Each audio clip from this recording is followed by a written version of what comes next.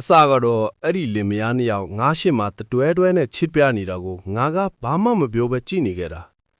ဒါပေမဲ့အဲ့ဒီကောင်လင်ဖြစ်သူကတဖြည်းဖြည်းနဲ့ငါ့ကိုမတင်ကားဖြစ်လာတယ်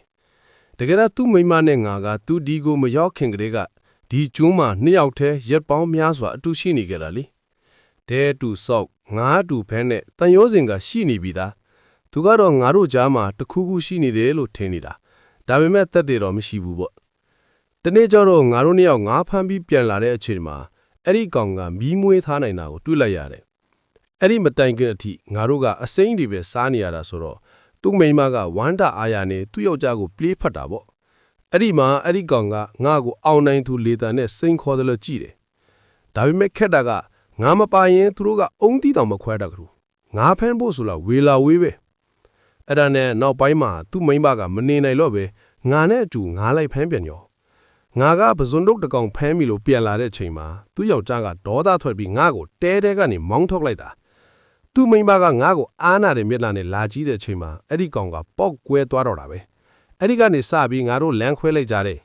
သူကငါ့ကိုမီးပေးမသုံးတယ်လို့ငါလည်းငါဖမ်းတဲ့အစားအစာတွေကိုမကြွေးတော့ဘူး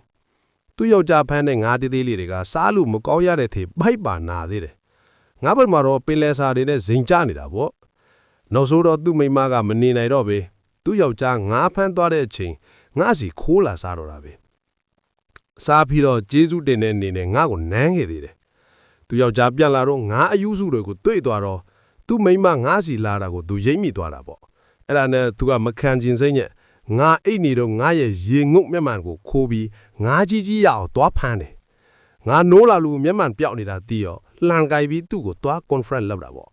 သူ့မိန်းမကတော့ဂျားကနေတားနေရတာပေါ့လေနောက်ဆုံးသူပြန်လာပြီးမျက်မှန်ကိုငါစီပစ်ပေးတဲ့ချိန်မှာငါကဒေါသမထွက်တော့ဘူးဒါပေမဲ့သူတတိထားမိသွားတာတခုရှိလေသူ့မိန်းမကသူ့ကိုမျက်လုံးချင်းမစုံရဲတော့ဘူးဆိုတာပဲအဲ့ဒီအချိန်မှာပဲသူတိလိုက်ရပြီသူမရှိတဲ့အချိန်မှာငါတို့နှစ်ယောက်ကြားကအခြေအနေတွေအားလုံးပြောင်းလဲသွားပြီဆိုတာကိုပေါ့